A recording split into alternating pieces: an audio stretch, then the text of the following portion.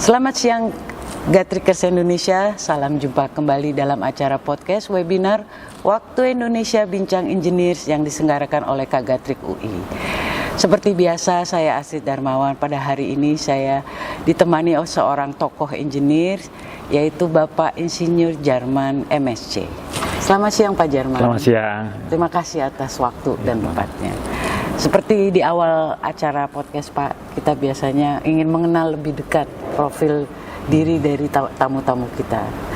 Ya, diawali Pak, mungkin riwayat pendidikan Bapak, kenapa Bapak akhirnya mau mengambil jurusan pembangkit listrik, dan juga sejarah ininya Pak, sejarah pendidikan Bapak.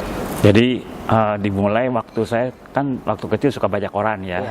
Baca berita-berita. Nah, di berita itu diantaranya yang menarik adalah berita masalah ketenagalistrikan dari pembangkit, transmisi. Nah, itu membuat saya tertarik sehingga wah, ini suatu profesi yang menarik ini gitu ya. Sehingga saya bilang sama ibu saya, wah saya nanti kalau udah besar ingin jadi insinyur elektro harus kuat gitu. Nah, gitu. Berita yang di koran itu terutama pada saat itu apakah rencana pemerintah untuk membangun pembangkit begini nih, atau juga ada dalam isinya juga jadi pemerintah membutuhkan misalnya tenaga kerja seperti ini, makanya itulah yang menjadi akhirnya Bapak tertarik. Jadi di berita koran itu terutama menceritakan masalah kebutuhan ketenaga listrik gitu ya. Lalu juga tidak hanya di dalam negeri, juga di luar negeri cerita-cerita itu. Dan jadi saya bilang wah ini suatu profesi yang menarik gitu loh gitu. Jadi itulah menjadi dasar gitu ya. Sehingga waktu selesai lulus SMA, waktu saya mau melamar, saya hanya melamar satu jurusan saja, jurusan elektro. Fokus Pak ya, fokus. Udah, pokoknya meskipun ini aja, saya nggak mau yang lain gitu. Ada dua pilihan kan waktu itu, pilihan kita pertama, boleh dua ya, ada dua pilihan pertama elektro, pilihan kedua kosong. Sehingga yang nerima saya, udah yakin ini cuma satu, ya saya bilang. Nggak ada serepnya ya Pak? Nggak ada, serepnya cuma satu. Di sekolah STAN namanya. Jadi saya masuk STAN, kenapa?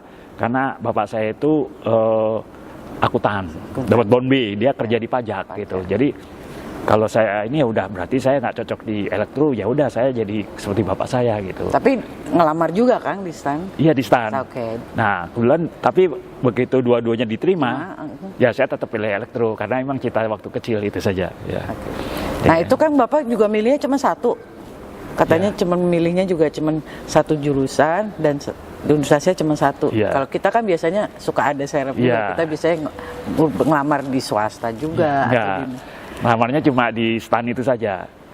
Lalu di universitas mana lagi katalah yang ada elektronya, enggak kemana-mana lagi. Teman-teman memang waktu itu kan sistemnya masih tiap universitas tuh mengadakan ujian sendiri-sendiri. Jadi kalau ada sudah di UI, pergi ke Surabaya ikut ITS, pergi ke Bandung ikut TB, saya enggak. Kenapa? Karena waktu itu kan orang tua saya sudah meninggal ya, cuma saya ikut kakak saya, bapak sudah meninggal waktu masih 8 tahun, ibu meninggal waktu saya masih 15 tahun, mau ke 16 tahun. Jadi saya bilang, ya karena saya di Jakarta, SMA-nya ya udah saya deket Jakarta aja ya gitu. Karena kalau sekolah ke luar kan pasti biaya tambah segala macam. Nah, Bapak pindah dari Bondowoso ke Jakartanya waktu itu karena ibu saya meninggal. Ibu meninggal. Oh, ikut siapa aja? Iya, ikut kakak saya nomor 1 di Jakarta. Ya udah saya pindah, masuk Jakarta, pindah sekolah ke SMA Jakarta. Nah, atas dasar itu kemudian kalau masuk melanjutkan universitas kan saya cari ya yang dekat-dekat Jakarta saja, jadi gitu. Jadi nggak perlu lagi tambah kos mahal-mahal, harus indekos segala macam lah gitu. Sederhana aja itu kira-kira. Di UI ada gitu. Meskipun waktu itu dikatakan UI kalau masuk UI ya bagusnya kedokteran gitu.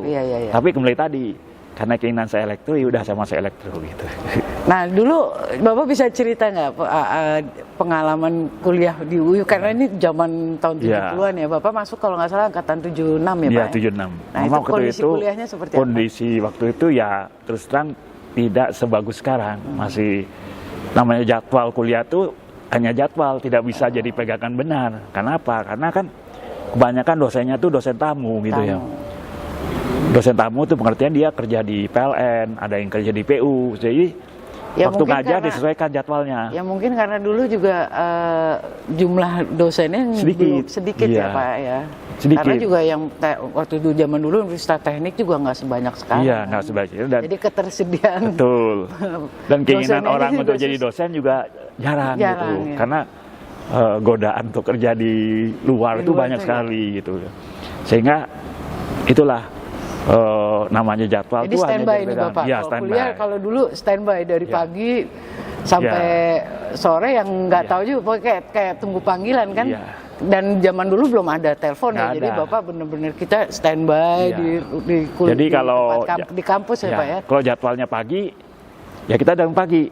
Kadang-kadang dosennya memang minta pagi gitu ya. Oke. Tapi kadang udah jadwal pagi, ternyata sampai di Sore kampus juga bilangnya, belum. oh nggak adanya sore. Ya udah tunggu aja. Kadang-kadang tunggu sore, ada berita lagi. Oh dosennya nggak bisa besok lagi. Nah udah, ya sabar-sabar aja. Jadi kalau nggak tahu kalau sekarang terjadi seperti itu, mungkin mahasiswa ngomel-ngomel ya. Nah zaman dulu ada akhirnya ada kegiatan apa tuh dia karena saking nunggu Iya. Jadi gitu ya kan. kumpul-kumpul di kan waktu itu namanya IML, Ikatan Mahasiswa Listrik Oh. gitu. Nah ada ruangan itu. Ada ruangan. Nah jadi biasa kumpul-kumpul apa ini? Ya bridge lah kita. Main kartu main deh kartu, ya. main bridge.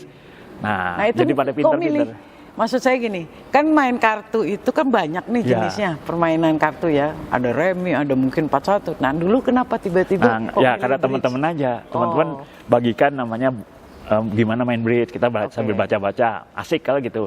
Kalau main kartu yang lain kan tidak seasik main bridge gitu. Kalau ini kan pernah ngitung gitu, pakai temenan ngitung gitu. Oh, Nah, atau mungkin karena kalau di bridge kan ada pertandingan secara nah. nasional. Apa karena ada, bukan, bermula dari itu aja. Oh, Nah dari dari- situ oke. kemudian karena mulai banyak yang bermain bridge, muncullah ide untuk bikin namanya Electro Cup. Nah Electro itulah Cup. bridge dengan Itu mulai Electro Cup. tahun berapa mulainya Pak Electro Cup? Tahun berapa ya? 78, 79 lah Oke. kira-kira. Ini gitu. yang inisiasi dari anak-anak Nah elektro, listrik. ya Oke. gitulah. Nah itulah kemudian, jadi awalnya yaitu nunggu kuliah itu sebenarnya.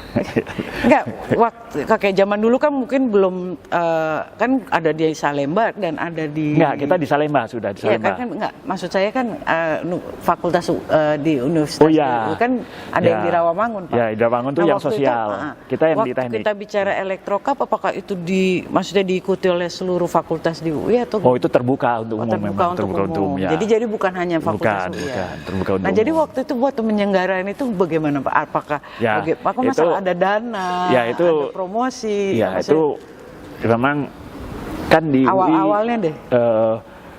Fakultas Teknik itu tidak hanya bikin bridge ya, Ya. juga waktu itu bikin namanya festival untuk burung apa namanya untuk burung itu juga diadakan. Jadi nah Oke. masalah pendanaan ya namanya mahasiswa ya teman-teman nggak tahu caranya dapat aja, nggak bingung juga.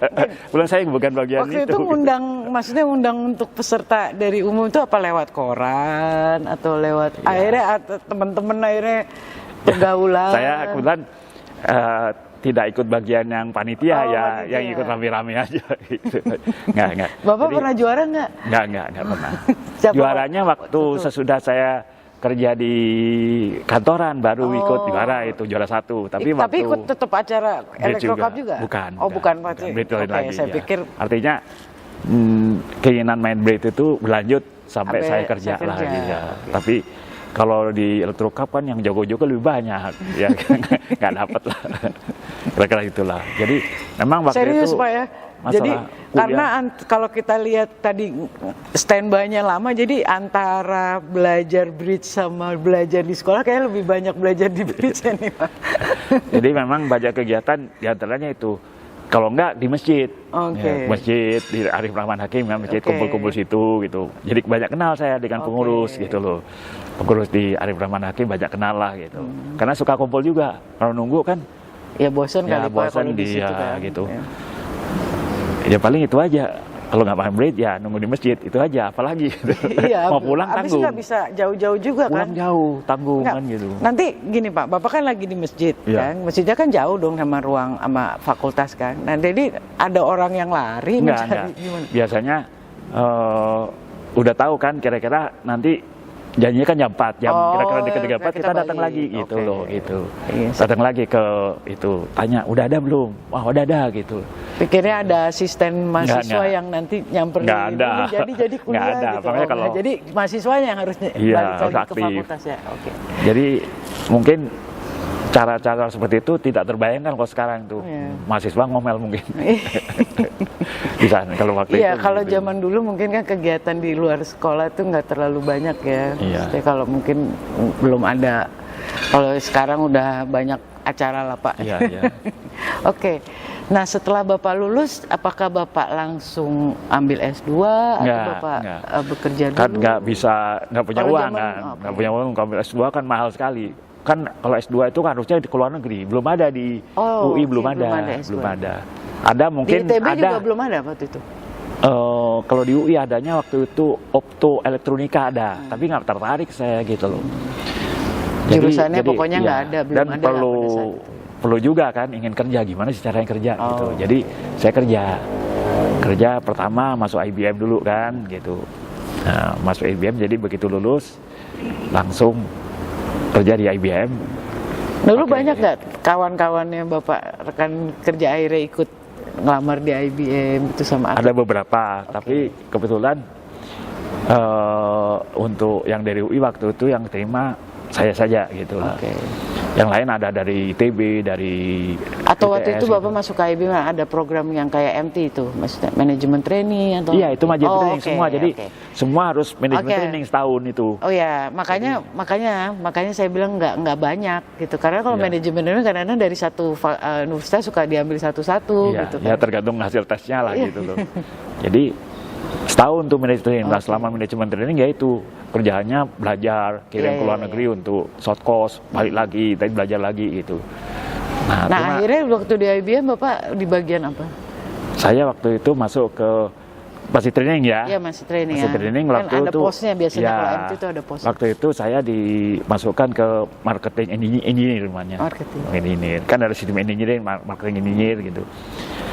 Nah, tapi kemudian saya berpikir kalau saya hanya di IBM saja, saya paling dapat short course saja. Pengen sekolah ini, degree kan gitu. Terus ya udah kalau gitu yang paling cepat gimana? Masuk pegawai negeri nanti sekolah gitu. Karena waktu itu belum pikiran untuk masuk ke jadi dosen kan Oke, gitu. oke. Karena paling cepat kan masuk pegawai negeri lalu sekolah. Nah kebetulan Direktorat Jenderal Ketenagakerjaan waktu itu buka lowongan, udah langsung saya ngelamar saja. Oke. Melamar, selesai diterima jadi CPNS, lalu ada program UTU gitu ya. Ikutlah program PTU. Nah habis program PTU ya sekolah lah saya dapat gitu ke Amerika. Waktu itu ada sekolah di Amerika di universitas. Nah, namanya Rensselaer. Nah, kenapa saya pilih itu? Kembali tadi, waktu saya search, saya ingin ngambil sekolah yang ada prodinya khusus untuk power system. Oh, power system. Biasanya power system itu bagian kecil dari prodi elektro. Oke. Gitu. Nah, di situ ada dua prodinya itu ada prodi namanya electrical dan computer system satu, Oke. lalu ada prodi komputer, ada lagi prodi namanya power system. Power system. Nah, dan saya milih itu. Yang jarang itu ada sekolah yang khusus Iya, prodi biasanya power di system. Amerika tuh electrical dan Bagian dari dan iya, komputer ya. Iya. Ah. Power itu bagian kecil daripada Oh, itu. oke. Nah, saya masuk situ Oke. gitu. Masuk situ lalu kan saya sudah berkeluarga, Oh, udah sudah punya anak. punya anak. Nggak mungkin lah bawa ke sana, biayanya habis kan. Stipendnya itu biaya ininya habis nih. Wah, gimana caranya? Ya udah saya cepetin sekolah. Saya jadi ambil jalur cepat. Jalur cepat itu program yang biasanya untuk US citizen. Yes. Jadi US citizen itu nggak perlu namanya program istilahnya memperdalam dulu bahasa Inggrisnya, lalu Oke. dianggap tidak ada culture shock lagi, langsung aja di sana. Makanya S2-nya saya ngambil cuma 10 bulan. 10 bulan. Selesai dari sana, Itu cepet banget loh Pak, 10 ya bulan. biasanya teman-teman yang itu hanya US citizen yang bisa. Oke. Biasanya Tapi umumnya memang program untuk US Citizen sendiri sampai berapa tahun? 1,5 tahun atau? Enggak, kalau program yang non US citizen itu biasanya 3 semester, 1,5 tahun lah. 1,5 tahun. Nah, Kalau ini yang US Citizen bisa kan 2. nggak perlu lagi culture shock, nggak perlu Oh, oke. apa-apa lagi, udah langsung digenjot, langsung dikasih SKS yang beban full. Istilahnya kalau mobil full satu student full. ya, jadi waktu itu. Pol gas lah, gaspol. Dari pagi sampai sore pokoknya. Iya, gaspol istilahnya Gaspol gitu. aja. Gaspol, selesai kan, pulang, sebut orang NTU kaget. Ini gagal ya, gak lulus. Enggak, saya tunjuk itu gitu. Iya. Karena kenapa? Ya pengen cepat ketemu sama keluarga, ngapain gitu. Ya. Iya, itu aja. Jadi selesai, saya pengen santai kan. Pokoknya pulang, masuk kantor, lapor. Terus lapor waktu itu dirjennya Pak Aris Munandar. Profesor Artawan Aris Munandar lapor ke Pak dirjennya, lalu Pak Direktur. Saya pikir santai-santai dulu. Nggak 10 hari baru pulang langsung dipanggil direktur saya, udah kamu masuk tim lagi, banyak kerjaan kan gitu. Jadi nggak sempat santai deh gitu ya. Tapi pada saat itu mungkin proyek pembangunan tuh lagi. Iya, karena waktu itu kan baru ada program listrik swasta, pembangkit listrik. Jadi diperlukan orang-orang yang dianggap katakanlah bisa ahlinya lah ya, pokoknya bukan ahli, pokoknya lah ya. pintar ngomong bahasa Inggris paling tidak gitu. Karena yang ketemu orang-orang bulim lu gitu loh. Untuk negosiasi, untuk bantu ini, bantu itu. Karena itu hal baru saja, hal baru. Sehingga langsung aktif di situ, itu sibuk sekali. Itu maksudnya waktu zaman itu pembangkit listrik swasta kan?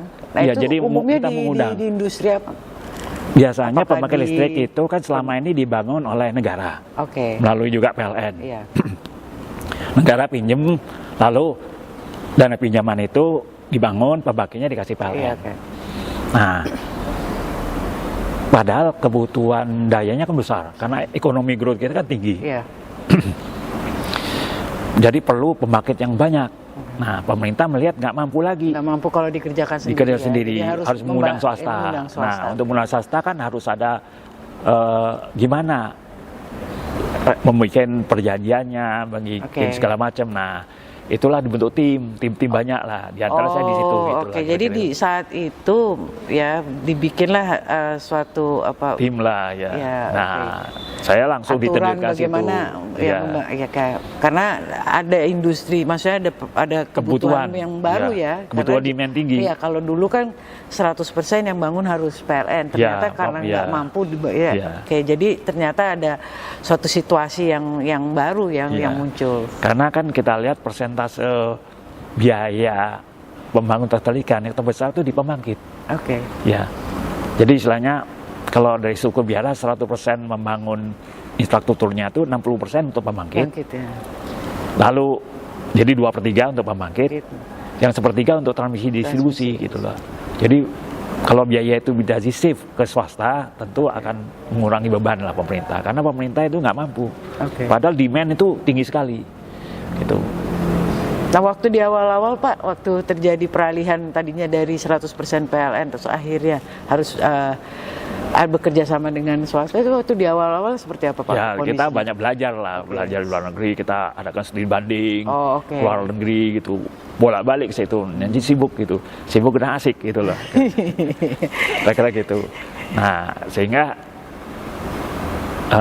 yang santai jadi nggak bisa, tapi menarik gitu, karena ini sesuatu yang baru. Kita membangun sesuatu kayak dari awal ya Pak ya. Baru. Jadi gitu, kita punya passion di situ ya. Kalau jadi bukan kayak kalau pembangunan mah kayak renovasi kayaknya kurang menarik, tapi kalau ini benar-benar dari awal. Dari jadi sistemnya. Gitu. Sistemnya bagaimana, komersialnya itu yang paling berat ya. Bagaimana, jadi waktu itu timnya pasti besar ya Pak? Besar, banyak. Dari interdepartemental juga. Dan konsultannya juga konsultan yang bagus-bagus gitu. Ada konsul legalnya, ada konsultan komersialnya, konsultan teknikal. Jadi dibantu. Nah, akhirnya kan juga diambil dari banyak universitas, karena kan seperti itu sebenarnya kan juga banyak juga kan yang jadi karena ini menyangkut istilahnya itu program nasional ya. Disipliner ya, ada legalnya, ada komersialnya, ada teknikalnya, macam-macam. Dari PLN ada, dari departemen lain-lain juga ada gitu. Semua kumpul jadi satu tim gitu. Itu berapa lama Pak waktu itu bikin regulasinya? Ya cukup lama juga gitu. Ketua tim waktu itu yang pertama adalah Pak Zuhal kan, ketua timnya Pak Zuhal. Itu dosen saya waktu itu. Masih. Itu Pak Zuhal ketua tim negosiasinya. Gitu loh. Nah kemudian kan beliau sesudah dari situ jadi di PLN kan, tapi sebenarnya dia ketua tim negosiasi karena harus orang yang ngerti juga kan gitu kira-kira gitu. Itulah cerita. Jadi sibuk lah gitu. Nah, Tapi seru kan karena seru, dari awal ya, ya, jadi dari kayak awal. jadi sama-sama pada berpikir semua ini gimana baiknya ini kan, Iya. sesuatu yang tadinya Iya, belum ada iya. kan.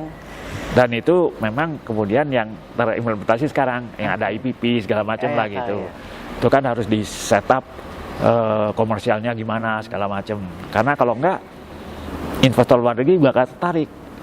Gimana saya mau bangun, nggak jelas komersialnya lah kira-kira gitu. Kalau Bapak lihat dari regulasi yang dulu waktu Bapak bangun sekarang itu banyak perubahan atau enggak? Hampir ya sedikit lah perubahan. Perubahannya adalah dalam rangka mengundang partisipasi swasta yang banyak gitu, terutama di sisi pembangkit karena itu cost yang paling mahal dan risiko paling besar. Kan Tapi gitu. kalau di sisi teknologi, maksudnya kalau di sisi itunya enggak kan? Kalau Kita lebih teknologi, dalam ya. Istilahnya ekonomi atau mungkin financial ini Iya. strateginya ya. Di komersialnya yang Komersial. banyak gitu, karena kan itu yang jadi peran penting kan. Karena kalau komersialnya nggak jelas, ya investor nggak tertarik gitu lah kira-kira itu. Sekarang saya mau nanya Pak, kalau misalnya ada pembangkit swasta mau membangun ya, swasta mau membangun pembangkit itu kerjasama dengan bagaimana sih Pak aturannya dengan Macam-macam pemerintah? strukturnya modalnya, apakah dia untuk pemakaian sendiri Oke. atau mau jual ke PLN Oh, oke. atau mau jual ke industrial estate gitu Oke. kan. Karena industrial estate kan dia boleh punya area sendiri yang dimana ada pembangkit sendiri. Oke. Contohnya seperti di Cikarang itu kan Oke. ada namanya Iya. PT Cikarang Listrik dulu. Lalu di Jawa Timur itu namanya di daerah Gresik itu Oke. yang tempat Freeport bangun smelter sekarang itu juga Itu dipakai sendiri kan, tapi kalau yang itu untuk dia lingkungan bangkit, industrial estate lain lagi itu. Jadi tergantung skemanya. Tapi kalau pemakai sendiri, contohnya gini, dia cuma pabrik besar dan bikin pembangkit sendiri yang nempel, boleh juga ada. Jadi tergantung modelnya Oke, apa tapi gitu. pasti PLN walaupun itu tadi untuk kebutuhan sendiri atau untuk industri kan keterlibatan PLN pasti ada di satu. Belum tentu. Belum juga. Jadi belum kalau tentu. maksudnya kalau dia stand alone yang tidak ada hubungannya dan untuk kepentingan sendiri Iya. dia bangun aja sendiri. bangun sendiri, Oh, cuma nggak lapor ada. ke Maksudnya pemerintah. nggak ada pengawasan apa dari PLN Nah, atau nggak mungkin ada. pelaporan. Tapi harus lapor pemerintah, lalu Oke. harus memenuhi peraturan keselamatan keterlistrikan, namanya K2, keselamatan keterlistrikan. Di situ harus dibangun oleh orang yang punya kompetensi segala macam.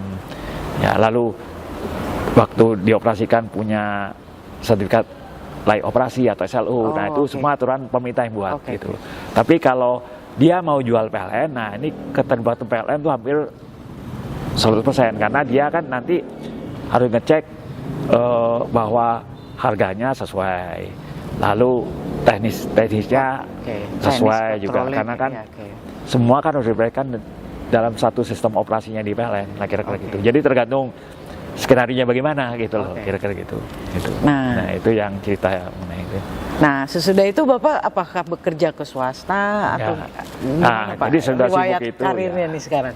Nah, setelah sibuk di itu ya, Iya, sibuk nggak tadi begitu, bikin ya, regulasi lah lalu nggak begitu lama saya ketemu sama Pak Purnomo, Menteri SDM waktu itu sedang rapat, selesai rapat dia keluar ketemu panggil saya, ya Man, kamu pindah ya ke Kementerian BUMN. Saya sudah ngomong dengan Pak Laksamana. Pak Laksamana itu Menteri BUMN waktu itu.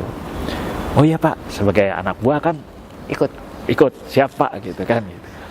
Nggak begitu lama saya pindah jadi asisten deputi di Kementerian BUMN.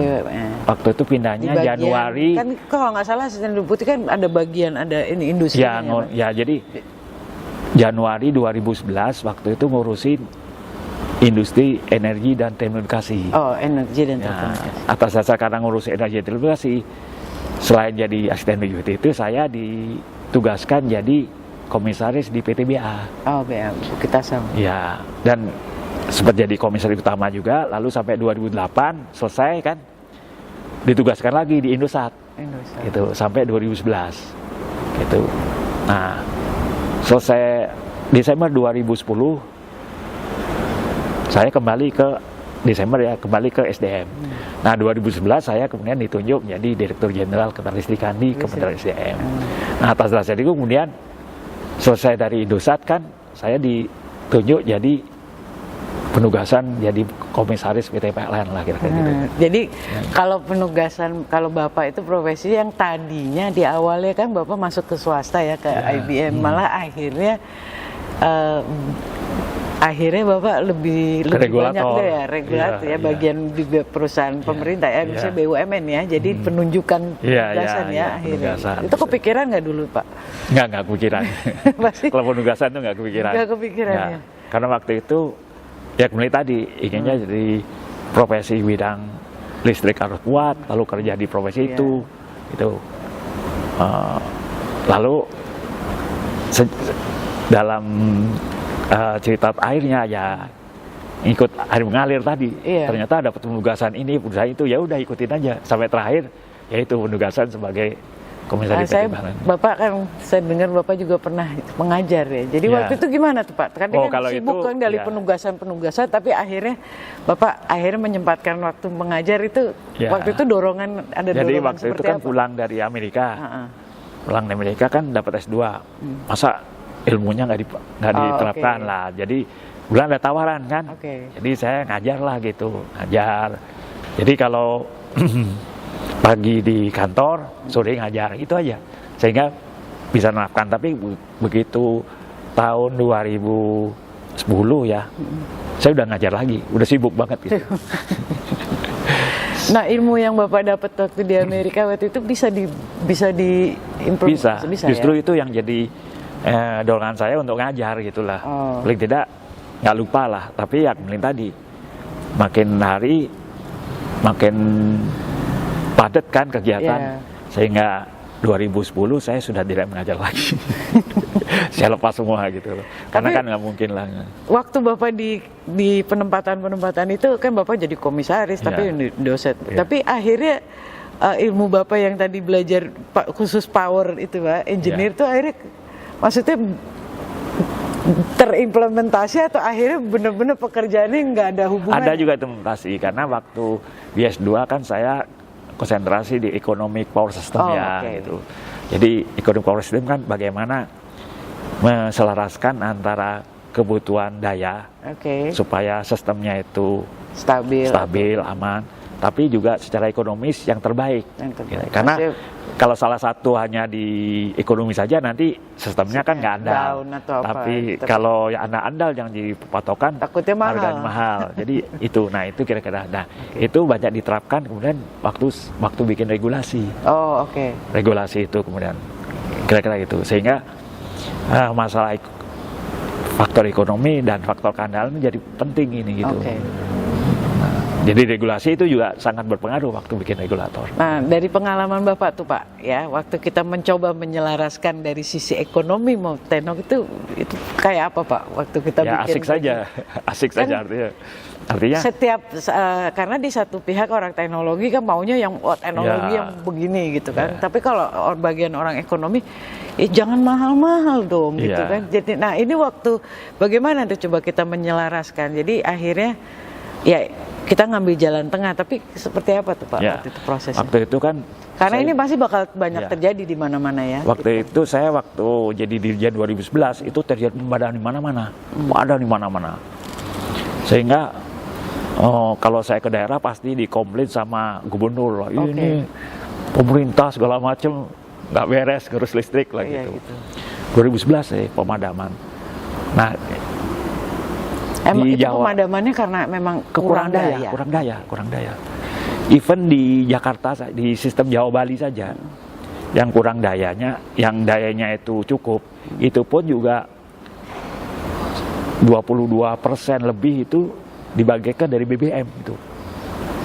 Jadi kebutuhan listrik hampir seperempatnya atau 22% lebih itu dibangkitkan pakai BBM, jangan.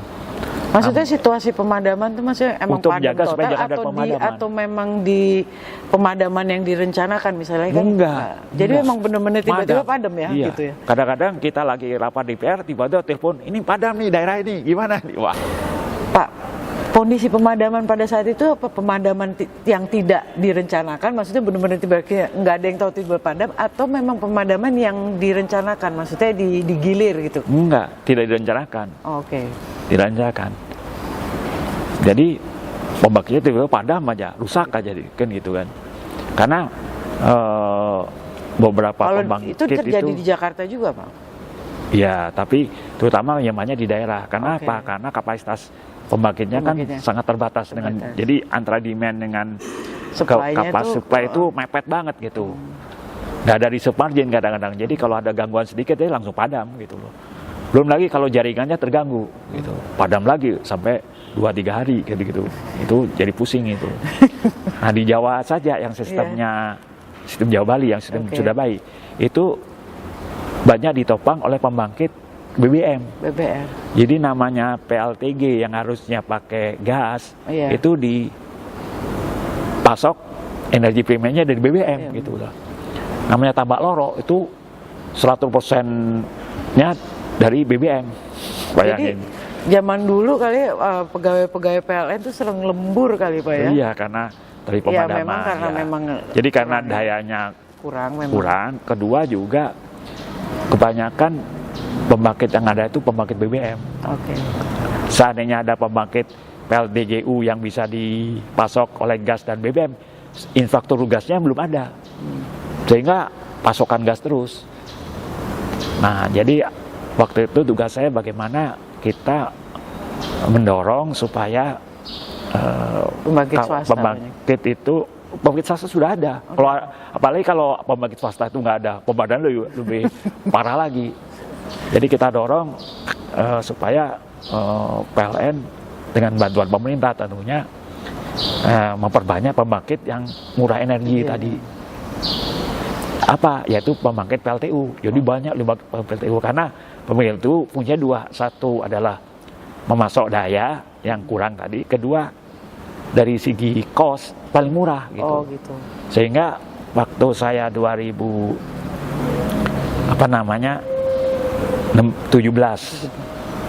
selesai tugas sebagai Direktur Jenderal, sudah tidak lagi pemadaman. Lalu porsi BBM dalam energi mix yang tadinya 22% turun jadi cuma 5%. Padahal kapasitasnya naik sampai berapa kali lipat gitu. Kapasitas pembangkitnya lah, karena kan pertumbuhan ekonomi masih tinggi gitu. Kira-kira gitu. Jadi alhamdulillah tidak ada lagi waktu itu pemadaman. Lalu pemakaian BBM-nya juga turun gitu ya. Sehingga harga listriknya juga bisa dijaga supaya affordable, kira-kira gitu. Oke, kita melanjutkan ini ya, pembangkit yang tadi yang sekarang itu istilahnya non-zero emission. Net zero emission itu, Pak. Nah, ini menurut Bapak ini kondisinya seperti apa di Indonesia gitu loh? Apakah infrastrukturnya udah siap gitu? Apa SDM-nya udah siap gitu? Apa mungkin 2060, kan targetnya 2060 ya, Pak ya? Net zero emission itu. Nah, jadi menurut Bapak, pandangan Bapak itu seperti apa kondisinya? Ya memang net zero emission itu sesuatu yang harus kita capai ya. Tapi dalam mencapainya itu kita harus melakukan transisi energi secara hati-hati dan seksama. Kenapa? Karena kan kalau kita bicara segi energi, maka kita jangan lupa harus memperhatikan kondisi Indonesia yang berbeda. Kalau di luar negeri kan kondisinya itu interkontinental ya. Kalau kita kan kepulauan. Sehingga pendekatannya tidak bisa mengikuti copy paste seperti di luar negeri. Itu yang pertama. Kedua, kemampuan masyarakat kita juga beda. Kalau kita ngomong penduduk yang sudah maju, mereka nggak jadi masalah ke listrik tinggi. Kalau kita kan masalah kemampuan bayar itu jadi masalah juga. Jadi dalam melaksanakan transisi energi harus melakukan secara hati-hati dan cermat. Istilahnya itu melakukan secara ala Indonesia gitu ya. Itu kan tadi keahlian Bapak tadi. Ya. Kalau nggak salah kan Bapak kan istilahnya memanage antara sisi teknologi. Nah, sekarang ada 3. Kalau tadi kan sisi security-nya ya. Lalu sisi affordability, kemampuan bayarnya, ekonominya. Tapi ada sisi lain yang bagaimana supaya sustainable secara environment dalam rangka net zero emission tadi. Jadi ada namanya trilema energi yang harus kita perhatikan. Jangan sampai hanya mengejar net zero emission kemudian cost listriknya naik, cost-nya naik. Nah, affordability-nya nanti masyarakat kan nggak mau bayar. Kecuali kalau pemerintah kaya raya, udah subsidi besar-besaran. Padahal anggaran pemerintah juga kecil. Di pihak lain, kita tahu bahwa namanya keamanan pasokan atau security itu penting. Kalau kita hanya ngejar katakanlah satu sisi saja, nanti keamanan pasokannya terganggu kan, sering padam-padam, diomelin orang kan gitu.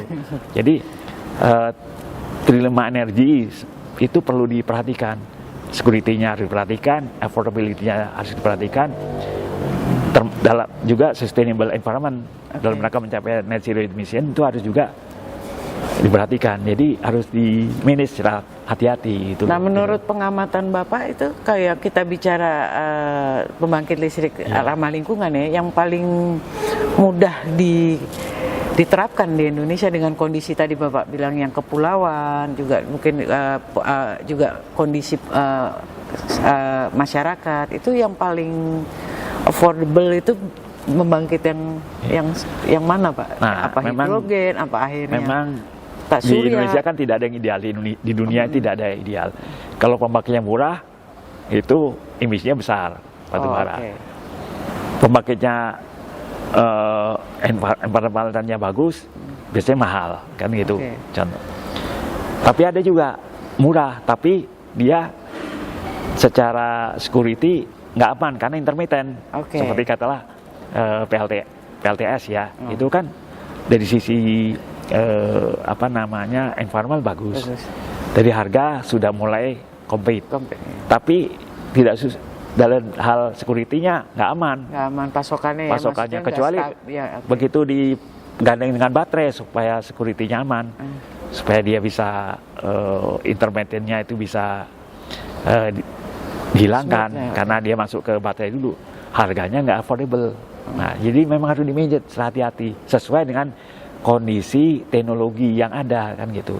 Jadi dalam hal ini bahwa kalau tenaga surya kan juga tergantung kondisi alam setempat ya Pak? Iya, karena itu disebut intermittent. Angin juga demikian, intermittent juga kan. Jadi harus ada baseload-nya. Baseload-nya yang amankan gitu. Nah, baseload itu yang paling murah kan batu bara. Nomor 2 baru gas. Nah, kita harus setelah bertahap mengurangi batu bara, masuk mana? Ke gas gitu loh. Tapi tantangannya infrastruktur gasnya harus juga dilakukan. Nah, itu sebagai baseload-nya nanti. Nah, di atas itu bisa ditaruhkan intermittent gitu. Kalau secara ini Pak, gas di Indonesia itu bisa sampai berapa lama tuh mencukupi kebutuhan? Nah, memang sampai sekarang kita punya gas tapi istilahnya kandungannya dikit gitu atau memang Indonesia tuh besar gitu. Kalau dengan kebutuhan sekarang kita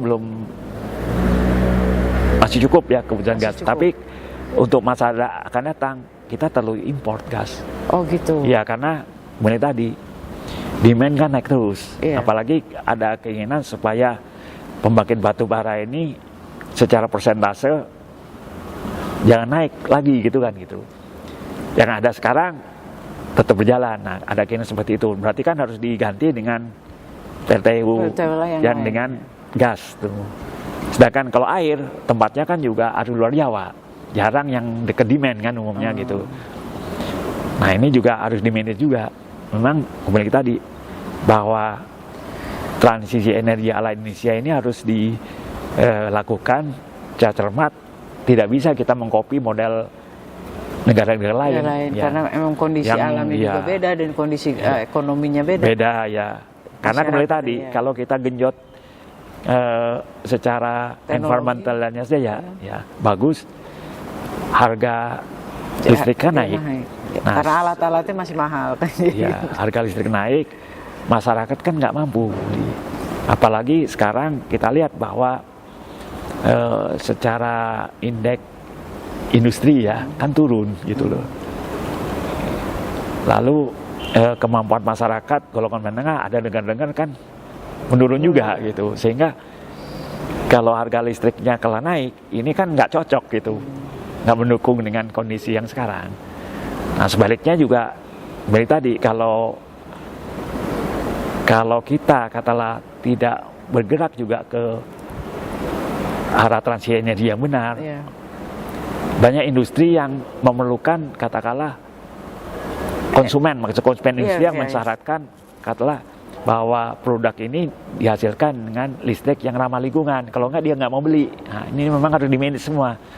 Cukup kompleks juga karena variabelnya banyak. Karena tuntutan konsumen banyak ya Pak. Mau ramah lingkungan energinya, diproduksi dengan ramah lingkungan, tetapi maunya murah. Gitu kan? Nah ini emang harus mempunyai suatu sistem manajemen. Industri pembangkit listrik yang Pak, yang terbarukan juga. Jadi sekarang bukan masalah bahan dasarnya yang apakah tapi juga sekarang akhirnya mungkin harus menciptakan sistem manajemen pembangkit listrik yang terbarukan juga karena masalah ini ya. Karena sebagai contohnya kita lihat Jerman ya, tadinya kan sudah punya rencana 2020 ya. Dengan cara apa? Dengan sebagai base-nya pakai gas, lalu di atasnya lagi pakai renewable energy.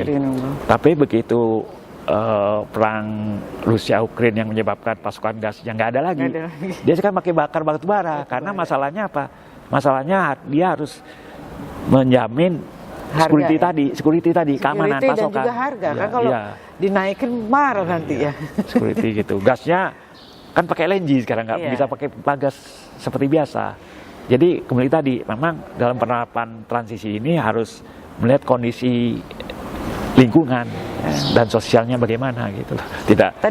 Tadi kan Bapak bilang kan maksudnya kan kenyataannya Indonesia itu kepulauan ya Pak. Padahal kan ada pembangkit listrik tenaga air ya Pak. Ya, tapi Mbak, ini kan adanya di Papua atau di Kalimantan yang besar-besar. Yang di Jawa ini sudah habis kan? Sudah habis, itu pun ya juga. Maksudnya gimana habisnya? Habis dipakai. Oh, habis. Habis dimanfaatkan. Maksudnya pembangkitnya yang udah ada, udah dilokasikan semua. Ya, lokasi yang ada sudah hampir semua diadakan. Dan sekarang kan yang terakhir kan jadi gede. Jadi gede kan terakhir dibangun jadi. Tapi kan kapasitasnya juga nggak besar-besar. Yang ingin besar-besar ya di Membramo sana, Papua. Tapi kan demand-nya nggak ada. Atau di Kalimantan Timur katakanlah gitu ya. Tapi kemudian industrinya kan belum ada. Nggak, maksudnya tadi Bapak bilang di Papua dibikin besar, tapi demand-nya kurang. Ya, harus bikin industri di sana jadinya. Jadi waktu itu memang kebijakan pemerintah untuk membangun pembangkit-pembangkit di daerah untuk memajukan ya, maksudnya menggenjot lah istilah pertumbuhan industri ya. Ya memang harus dilakukan seperti itu. Jadi bikin industrial estate yang mendekat pada energi yang murah dan ramah lingkungan gitu. Di antaranya harus ke Kalimantan Timur, harus ke dekat Membramo gitulah. Karena harus ke arah sana. Jadi lalu bagaimana untuk pulau kecil? Nah, pendekatannya lain lagi. Kalau pulau kecil kan memang tidak ada grid di situ, ya harus pakai PLTS. Nanti ditopang oleh baseload-nya untuk mengamankan karena pembangkit istilahnya mesin gas ya. Jadi dengan pasokan gas tadi gitu. Tapi semua harus dibangun infrastrukturnya. Kan sekarang mulai dibangun dulu namanya pembangkit listrik Pasanggerahan yang di Bali itu kan pakai BBM. Kemudian sekarang sudah dipakai pasok gas, infrastrukturnya bikin floating storage di situ. Lalu ngambil gas dari mana? Dari Kalimantan itu muter, dia ada kapal muter. Nah, lalu dia nanti muter lagi ke Sulawesi segala macam. Nah, memang itu kan sesuatu yang harus dibangun, perlu waktu. Nah, itu diantaranya melakukan seperti itu. Jadi kita harus memanage bahwa secara ini agak susah nih Pak, kan tadi Bapak bilang ini reroute, akhirnya kan supply ininya ya, supply bahan bakunya tuh kayak ada proses. Dan memang harus dibuat seperti itu. Nah, maksud saya tidak ada kemungkinan apa jadi lebih mahal? Enggak, karena daripada dia pakai BBM kan pakai gas. Sedangkan memang PLTU pun kalau untuk daerah-daerah seperti itu kan nggak cocok juga. batu bara juga harus diangkut. Dan kapasitasnya oke. juga nggak bisa besar gitu. Jadi memang pendekatan melihat pulau sistem per sistem lah gitu. Jadi kalau tidak bisa copy paste. Ya kalau Pak Archandra itu bilang local wisdom ya. Jadi Iya. Makanya itu kira-kira perlu berapa Pak? Kalau kita bicara transisi ya. Terus dalam kita mencermati infrastrukturnya, kita kan semuanya itu kira-kira memerlukan, kalau kita bicara teknologi itu memerlukan berapa waktu ya Pak? Yang kuncinya adalah di pendanaan sebenarnya. Kalau kita pendanaan cukup kuat, ya udah kita besar-besar lakukan bikin infrastruktur tadi untuk pasok gas bagi pembangkit-pembangkit gitu ya. Tapi kalau pendanaannya kurang, ya tidak bisa cepat. Kuncinya di pendanaan sebenarnya. Teknologinya sudah ada, tinggal kekuatan pendanaan. Nah, kan karena itu Indonesia kan kemarin bilang bahwa saya akan melakukan kalau dibantu kan pendanaannya gitu. Tapi kembali tadi sampai sekarang masih tanda tanya itu masalah pendanaan. Jadi kita juga belum tahu kira-kira gitu. Iya, jadi ya itu balik energi. lagi ujung-ujungnya uang lagi Pak ya. Kalau ada duit ini semua jalan ya. Iya. Karena kemampuan pemerintah juga dalam pendanaan kan terbatas. Kalau teknologi tersedia udah. Teknologi tersedia gitu. Tapi untuk teknologi yang kita bilang net zero emission masih banyak teknologi yang harus kita ambil dari barat, atau udah banyak akhirnya engineer di Indonesia itu sudah banyak menghasilkan teknologi itu sendiri ya, alat-alatnya atau misalnya lokal kontennya udah tersedia lah. Kalau konten mungkin belum tersedia semuanya ya. Tapi secara teknologi di dunia sudah ada pemecahannya. Ya cuman kan kalau belum banyak mahal Pak. Nah kembali tadi bahwa untuk menekan harga kan perlu dilakukan dalam ekonomi scale ya. Jadi kalau dilakukan dengan besar-besaran kan bisa lebih murah. Tapi kembali tadi untuk melakukan besar-besaran kan perlu dana gitu. Ya kembali tadi sebenarnya apa yang dihadapi pemerintah Indonesia untuk masalah pendanaan juga dihadapi oleh pemerintah yang lain. Contohnya adalah India. India ini kan nggak ada masalah begini, ekonomi growth-nya tinggi. Kalau dia hanya bergerak untuk nekan environment aja, bisa-bisa kebutuhan listriknya nggak terpenuhi. Yang terjadi apa? Meskipun orang ribut di luar, dia bilang aku tetap ekonomi nomor satu. Yang terjadi PLTU-nya bukannya dikurangi, dia bangun PLTU baru. Jadi kapasitas penambahan PLTU-nya makin besar. Dia sudah kapasitas PLTU besar, tambah lagi yang baru lagi gitu. Karena dia mengejar ekonomi tadi. Karena dia bilang bahwa ini pikiran teman-teman ini ya, kalau secara per kapita emisi orang India kan sedikit. Karena orangnya kan banyak. Kalau dibagi per kapita lebih kecil dong aku gitu. Kalau di sana meskipun emisi rendah, tapi kalau per kapitanya belum tentu lebih rendah gitu. Itu pemikiran dia. Jadi memang masing-masing negara itu punya pikiran masing-masing gitu ya. Nah kita secara Indonesia juga kemudian tadi kita harus melakukan secara ala Indonesia tentunya. Dengan tadi secara security aman, tidak ada sistemnya andal. Kedua affordable, harga listriknya bisa dibeli oleh masyarakat. Dan ketiga secara environmental tetap mengarah kepada net zero emission tadi. Kan Bapak itu kan tadi waktu ngambil S2-nya itu kan lebih pada itu ya Pak ya, kita bilang penyetaraan ya. Ya tapi waktu itu faktor net zero emission-nya masih belum masuk, baru cuma 2. Tapi kan dasar analisanya kan tetap sama. Iya sama. Mentinggalkan sekarang ada masukan beberapa unsur ya Pak yang harus diperhatikan. Tapi nah mungkin kan kalau kemarin kan kita bicara kebanyakan mungkin dari teknologinya ya, dari setiap pembangkit, jenis pembangkit. Mungkin di webinar nanti Gatrikes mungkin Pak Jarman akan men-share ya ilmunya bagaimana kita melakukan perhitungan ya antara perhitungan penyelarasan antara sisi ekonomi dan juga sisi teknologi. Karena memang biasanya lebih panjang ributnya di sini Pak. Tapi ada waktu saya masih menjabat sebagai dirjen belum ada masalah net zero emission tadi, belum muncul itu, kan muncul belakangan. Nah Jadi masih faktor 2 tadi. Bagaimana andal, bagaimana affordable. Oke. Nah, supaya andal, kita bikin pembangkit yang murah, yaitu apa, PLTU kita bikin gitu. Lalu kalau ada gas, kita bikin PLTGU gas gitu. Belum ada masalah Net zero emission. Tetapi kan ujung-ujungnya tambah kan lagi, sama, Pak. Iya. Ujung-ujungnya kan sama. Iya. Akhirnya kita mau nentuin pakai pembangkit apa, Iya. ya kan? Yang ramah lingkungan, tapi kan ujung-ujungnya masalah ekonominya. Iya, Ya kan, bagian tidak sisi boleh ekonominya. Akhirnya kan ditinggalkan. di situ Betul, juga. betul. Ya mungkin nanti Pak di webinar Bapak lebih sharing di situ, Pak. Karena biasanya ya karena kita engineer ya, Ya. jadi suka fokus kepada teknologinya. Memang kalau kita bicara teknologi, kita mau yang sebaik, yang Ya, sebaik secanggih mungkin gini ya kan. Berapapun harganya. Berapapun harganya, pokoknya kita mau paling canggih gitu kan. Cuman kan nggak begitu ya Pak kondisinya. Oke, Gatrikes. Pak Jarman ini, Gatrikes Indonesia, Pak Jarman juga pembina ya di Kagatrik UI. Coba Pak cerita, itu gimana dulu bisa terbentuk Kagatrik UI Ya. itu? Karena Bapak salah satu itu pendirinya ya Pak. Jadi ceritanya itu waktu saya masih dinas di Kementerian SDM, kan diundang seminar. Oke, sudah di UI Gatrik. maksudnya? Ya di UI, di UI. Nah, berkenalah dengan namanya Pak Adi dan Pak Wing, ketemulah gitu. Nah, lalu ngobrol-ngobrol, beliau kan yang istilahnya yang menyelenggarakan seminar ya. seminarnya.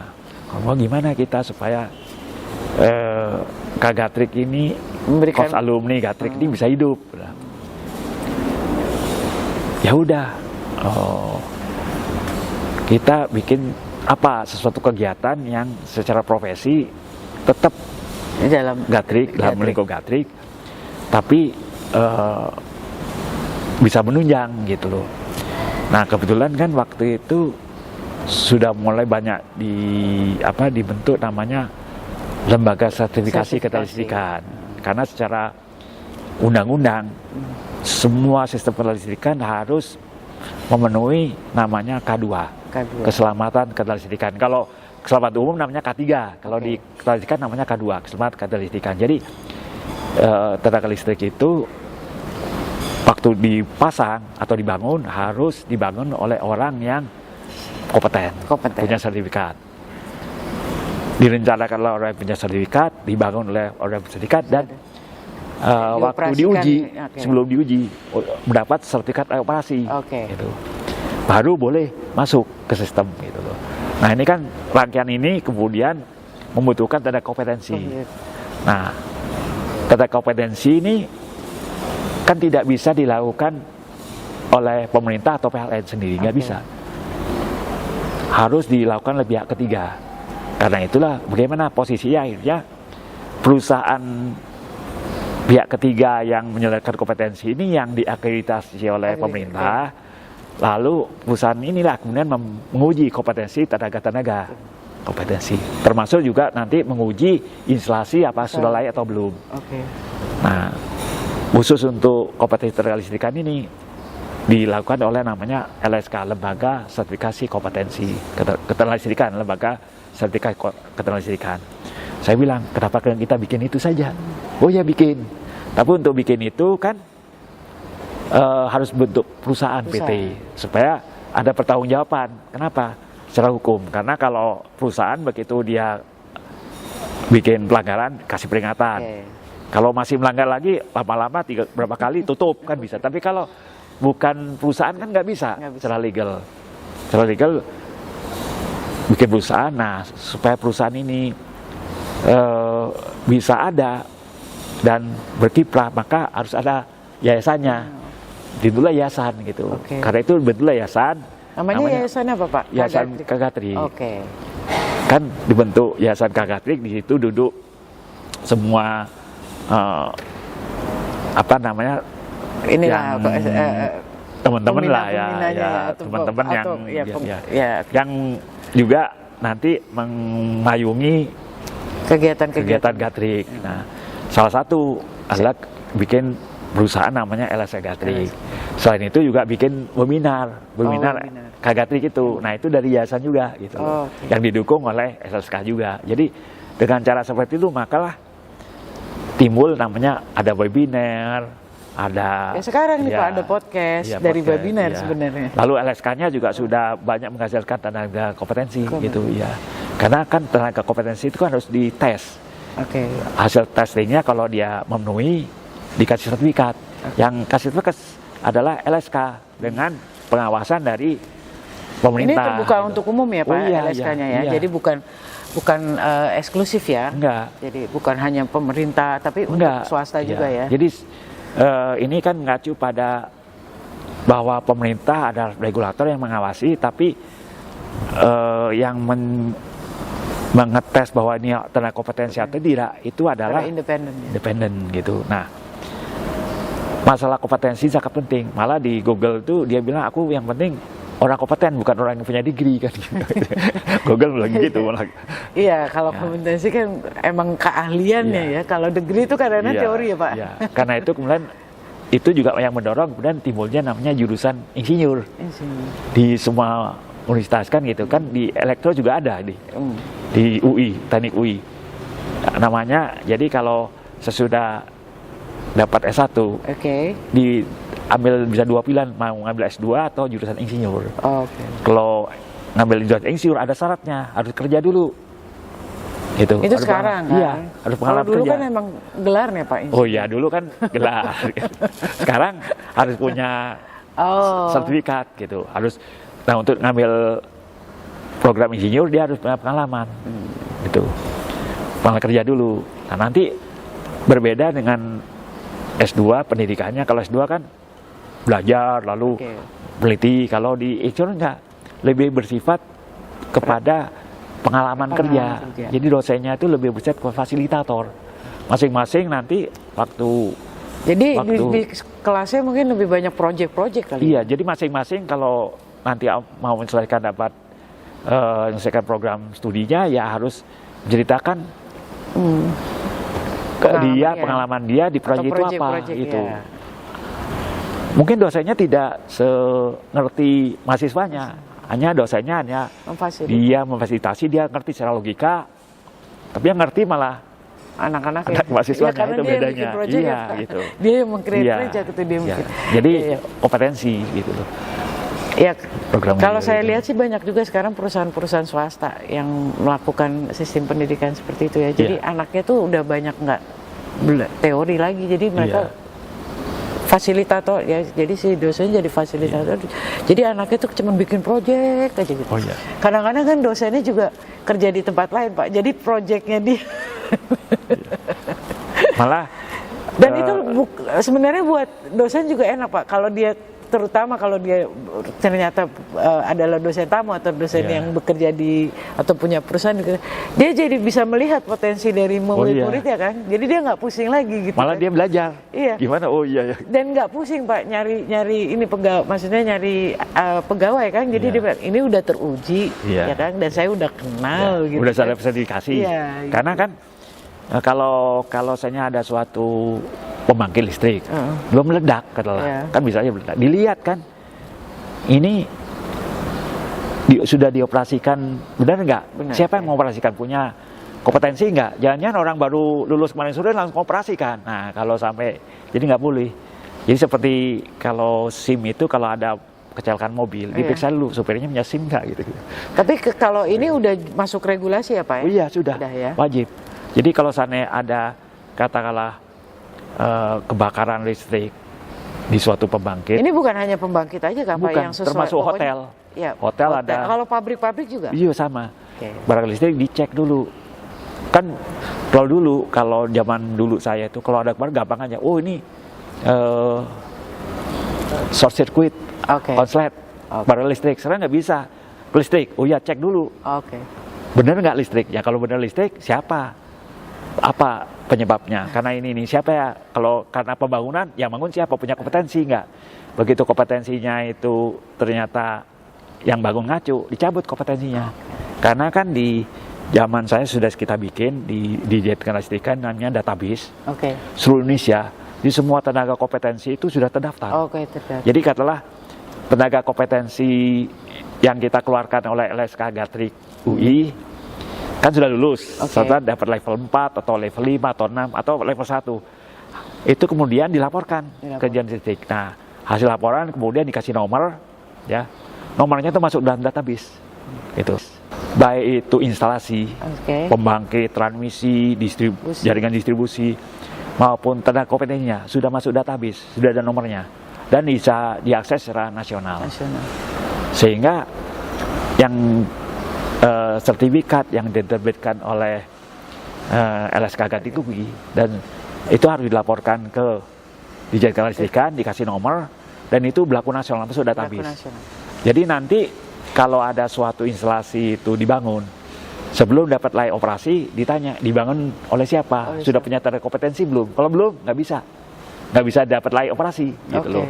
Nah kalau sudah dibangun baru dites layak operasi. Yang meriksa layak operasi kan juga harus punya kompetensi gitu. Nah, hasil instalasi yang sudah layak operasi dilaporkan lagi ke DJK secara online, kan sistem online. Lalu masuk database. Jadi bisa akses internasional. Itu udah banyak Pak lembaga sertifikasi. Banyak. Dan zaman saya saja. Banyak itu maksudnya apakah itu swasta atau apa kayak Gatrik kan basically di universitas gitu. Macam-macam, ada yang swasta, ada yang PLN juga punya lembaga sertifikasi sendiri, BUMN atau seperti kita juga ada. Ada juga yang harus gagal. Itu kira-kira udah berapa banyak? Banyak sekali. Waktu zaman saya udah belasan, sekarang udah lebih banyak lagi tentunya. Ya belum banyak lah Pak kalau belasan. Waktu zaman saya tahun 2016, waktu LSK Gatrik baru berdiri itu khusus untuk sertifikasi kompetensi ya, belum lagi sertifikasi yang lain-lain ada lagi. Jadi semua bisa dilakukan sistem online. Lalu gimana supaya aman dari hacker kan gitu? Kan problemnya seperti kemarin kena hacker kan gitu lah. Lalu saya bilang waktu itu harus dibikin backup setiap hari. Jadi ada database ya dengan backupnya. Lalu database yang online ini itu bisa diakses. Tapi setiap hari sekali, setiap sore itu di-copy. Sehingga kalau seandainya database yang online ini dirusak oleh hacker segala macam, ada backupnya dan kata rusaknya hari ini, ya udah yang diperbaiki hanya hari ini aja. Yang kemarin tetap gitu. Ya itu mengamankan sehingga waktu kemarin ini ada masalah kita nggak kena. Jadi aman karena antara database yang backup ini dengan yang online ini ada selang 1 hari beda dan di mirror gitu, nanti di copy gitu ya. Jadi aman. Jadi saatnya di hacker yang online saja, yang hari ini aja ngacu. Karena per hari biasanya sertifikasi yang diterbitkan tuh udah di atas 10.000. Baik instalasi, baik tenaga kompetensi gitu ya. Waktu zaman saya udah di atas 10.000, sekarang mungkin lebih lagi gitu loh. Gitu. Mungkin per hari juga, gitu. Mungkin nanti Pak sebagai pendiri kan juga pendiri LSK itu nanti di salah satu topik di webinar ini, karena webinar ini kan nggak hanya untuk orang-orang tenaga kerja gitu kan, tapi juga pokoknya orang-orang yang berhubungan lah, mungkin tenaga listrik ya, tapi bisa ada orang awam kita kan ininya nanti salah satu tema Bapak mungkin yaitu masalah sertifikasi gitu supaya lebih luas lah masyarakat itu lebih tahu lah. Sebagai contoh anak saya kan ada 2 yang kerja di keterlistrikan ya. Waktu dia itu menjadi country director dari satu perusahaan konsultan, itu anak buahnya udah dapat kompetensi minta kompetensi ke LSK Gatrik UI ini gitu loh. Lalu kira-kira gitu. Jadi itu mulai kapan Pak? Kira-kira waktu itu Indonesia mulai melakukan harus ada sertifikasi kelistrikan itu? Atau karena ada peristiwa tertentu? Jadi undang-undangnya itu 2009. Tapi kan belum bisa berlaku. Baru ada PP-nya. PP-nya itu baru terbit kira-kira 2012. Nah atas dasar PP itu kemudian dibuat permen. Jadi kira-kira baru sosialisasi kira-kira mulai 2014 lah mulai. Nggak, maksudnya timbulnya kebutuhan seperti itu apakah karena dorongan dari luar negeri harus ada ISO atau apa gitu? Sebenarnya sih sudah ada kebutuhan karena banyak istilahnya kecelakaan kebakaran listrik, pembangkit. Contohnya pernah di PLTU Indramayu itu terjadi kebakaran gitu ya. Nah itu juga karena yang melaksanakan operasinya bukan tenaga yang punya kompetensi, anak-anak baru lulus gitu loh, yang nggak ngerti apa-apa. Nah ini kan harus dihindari lagi. Okay. Jadi semua yang bekerja punya tenaga kompetensi untuk mengoperasikan, yang bangun punya kompetensi untuk itu. Nah kan ini untuk nganu kompetensi buat kompetensi kan tidak bisa oleh perusahaan sendiri. Harus ada pihak yang berwenang, independen, yang diawasi oleh pemerintah. Aja iya gitu. Nah nanti jadi ada faktor legalnya nanti. Ya, jadi kan waktu itu jadi memang karena ada peristiwa kan ya. Ada kebutuhan dan peristiwa ya. Jadi bukan kan kalau kita ada kebutuhan ada itulah ini kan kalau kita bicara net zero emission ini ini ada desakan dari pihak luar kan, tapi sebenarnya nggak kebutuhan sekali kan untuk sementara waktu. Jadi waktu itu sertifikasi memang karena ada peristiwa yang karena di secara internasional yang menyangkut keselamatan itu selalu harus ada sertifikasi. Keselamatan itu apa? PU bangunan itu harus ada keselamatannya.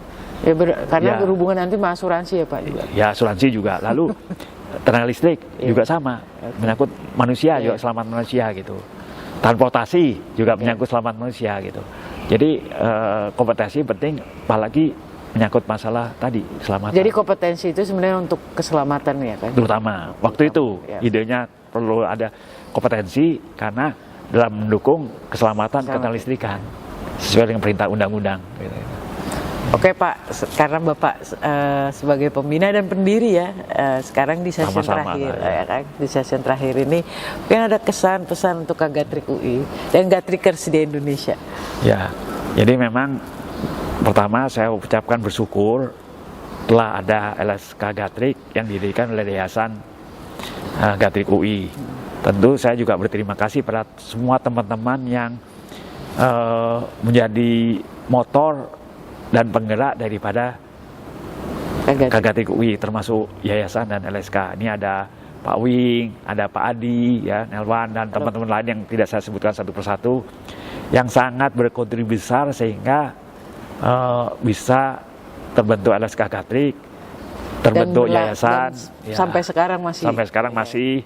Terus adanya webinar, semuanya kontribusi mereka itu semuanya. Saya terus sebagai. Terima kasih Pak atas waktunya lagi ya sama-sama, Pak. Nanti kita ketemu lagi, Gatrikers Indonesia akan ketemu lagi Pak Jarman nanti di webinar. Selamat sore. Terima kasih. Assalamualaikum warahmatullahi wabarakatuh.